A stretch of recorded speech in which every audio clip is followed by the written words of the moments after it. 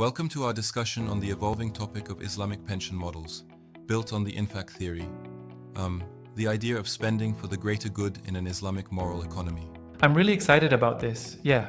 And there's so much to unpack, especially when you compare conventional pensions to an approach that really hinges on Islamic ethics. Exactly. So, you see, conventional pension systems in Western economies are designed purely as tax-free savings and investment vehicles, right? But they involve interest-bearing investments, which directly conflict with Shari'ah rules because of riba. Right. And that interest or riba element is completely forbidden under Islamic law, isn't it? So, the existing models just don't work from an ethical and legal standpoint for many Muslims. Yes, exactly. Moreover, many Muslims actually prefer to avoid any pension plan that forces them to invest in those prohibited sectors, like industries such as alcohol, gambling, and the like. Yeah, absolutely. Right? It's like a disconnect between modern financial needs and ethical mandates derived from Islamic teachings. Exactly. It's a clash of priorities. On one side, you have financial security for old age, which is crucial considering increased life expectancy and a shift away from strong traditional family support systems. But on the other side, there's this fundamental principle in Islam that money must circulate. Hoarding wealth for retirement is, frowned upon, as it might contradict the idea that one should spend in ways that benefit society. Yeah, and that's where the Infaq theory enters the stage, right? To resolve that tension? Precisely. Infaq, which literally means spending for the sake of Allah, represents an ideal foundation. It's basically the act of distributing wealth for social betterment and personal spiritual growth. It's like, turning the very concept of what we think about pensions on its head. Right, absolutely. So, rather than hoarding money in a fund, Muslims would be contributing to a common pool with the intent of mutual aid, ensuring retirees get support in a way that comes off as both ethically and legally compliant with Islamic teachings. Exactly, yes. It's all about using Infaq-based arrangements to reshape how pensions are managed. For instance, the paper proposes utilizing contractual arrangements such as waqf, hiba, sadaqah, and wa'ad. Yeah, that's really interesting. Let's break that down a bit. Waqf is essentially a trust-like institution where an asset is permanently dedicated for a public benefit, right? Sometimes to support education, healthcare, even pensions in this context. Spot on. And then you have hiba, which is a gift with no expectation of return, and sadaqah, which is voluntary charity, both aligning with the Infaq ethos. Wa'ad, the unilateral promise, adds flexibility despite involving a bit of uncertainty or gharar. Got it. Now one might wonder, isn't wa'ad controversial due to its inherent uncertainty? Some might argue that it could still be seen as risky. That's a good point, and it's actually discussed in the paper. While wa'ad does involve some uncertainty, because it's essentially a promise for a future benefit, its usage here is justified since the overall design is of the nature of tabaru, or charitable giving. This way, the risk is shared, not simply transferred for profit. Yeah, that makes a lot of sense. So, while conventional pensions aim for fixed returns and profit, the Islamic pension model emphasizes risk sharing and charitable redistribution. It's almost like redefining what safety and investment mean entirely. Exactly. And then, there are the broader foundational principles of Islamic economics that underpin this model. For instance, principles like Tawheed, which underscores the oneness of God, imply that wealth itself is a trust from God, meant to be circulated among the people. Right, I've heard that. And then there's Rububiyyah, which emphasizes that God not only creates but also guides creation, meaning when investments are made, they should collectively benefit society, not just an individual. Absolutely. Rububiyyah reminds us that we're all in this together, and the benefits from economic activity should flow to everyone, especially the vulnerable like the elderly.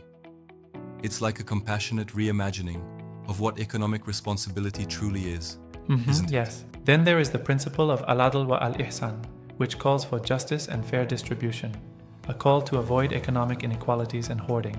Right. And with the emphasis on free will or ikhtiyar, each Muslim has the responsibility to make ethically sound economic choices. But, here's something I'd like to ask. While these values sound noble, Do you think there's a challenge in practically implementing a model that combines all these elements? That's a very valid concern. I mean, integrating contractual arrangements like waqf and hiba is not new in Islamic history. But combining them to effectively structure a pension fund that introduces layers of complexity, particularly ensuring Shari'ah compliance throughout the investment process. Right. And then you have to constantly screen investments, ensuring they only go into Sharia-compliant ventures, such as profit and loss sharing models, rather than fixed interest mechanisms. And that adds operational challenges. Yes, absolutely.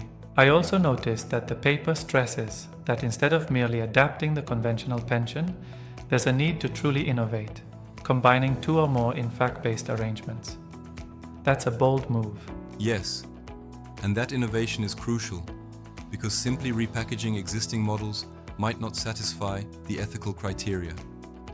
The idea here is to transform the fundamental philosophy, from individual profit to mutual welfare. It's like turning the idea of retirement savings into an opportunity for Indeed. communal benefit. One fascinating aspect is how the paper links these financial practices with deeper religious mandates, like ensuring that wealth isn't hoarded but circulated to support community welfare, especially for the elderly. Absolutely. The authors argue that, ideally, Muslims should avoid hoarding, as seen in the prohibition of kenz, and rather ensure that wealth is actively used to benefit society. In this context, pension funds become a tool for infaq, a cycle of charitable spending that, in turn, supports the broader community and aligns with that's really maqasid compelling. al-Shari'ah. And speaking of maqasid al-Shari'ah, it's interesting how the paper connects pension schemes to the objectives of Islamic law, safeguarding faith, life, intellect, posterity, and wealth, all while ensuring dignity for the elderly. It creates a comprehensive framework of social justice. Exactly. Maqasid al-Shari'ah provides the overarching purpose, acting as a moral compass, so that every economic transaction, including pension contributions and retirement disbursements, eventually serve to promote social stability and well-being. Right, yeah. Now I do wonder, the conventional system is so, deeply entrenched. Replacing or even modifying it must encounter serious institutional and regulatory challenges. True, that's a good challenge, and the paper acknowledges that. It suggests that implementing such a model could follow two paths: reverse engineering a conventional system to make it Sharia compliant, or innovating a wholly indigenous model ab initio. Exactly. And the latter, the indigenous innovation, seems preferable from a philosophical standpoint, but perhaps harder to market and regulate within existing financial frameworks. Yes, indeed. There is a trade-off.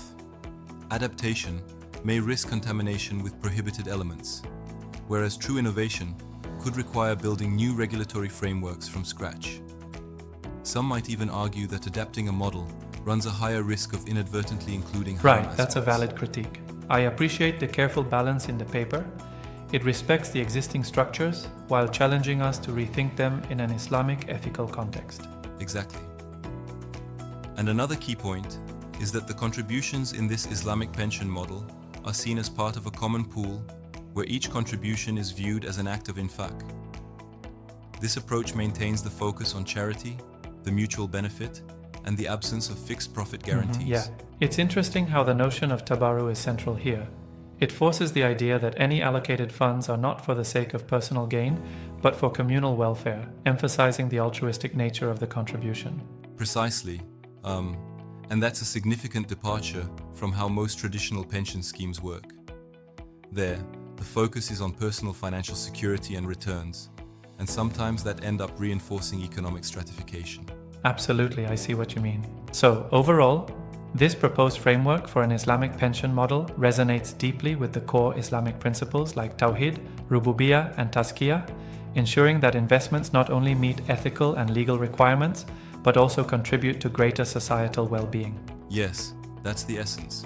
And while operationalizing this might require significant changes and innovation in contractual frameworks, it really offers a promising model for ensuring that aging populations are protected in a way that's fully compliant with their religious values. Exactly. I'm really impressed by how this infaq theory elegantly redefines pension provision from a perspective that's as much spiritual and social as it is financial. It truly champions a more holistic view of economic welfare. Absolutely. By integrating Infaq-based arrangements with Sharia-compliant investment and contractual methods, the paper provides a pragmatic path forward, a model that not only meets financial needs, but also preserves the sanctity of ethical and religious responsibilities. Right on, absolutely. Thank you for this enlightening exchange. I think it's clear that, while there are challenges, the Infaq theory opens up exciting possibilities for reimagining pensions in a way that supports dignity, fairness, and communal responsibility. Yes, indeed.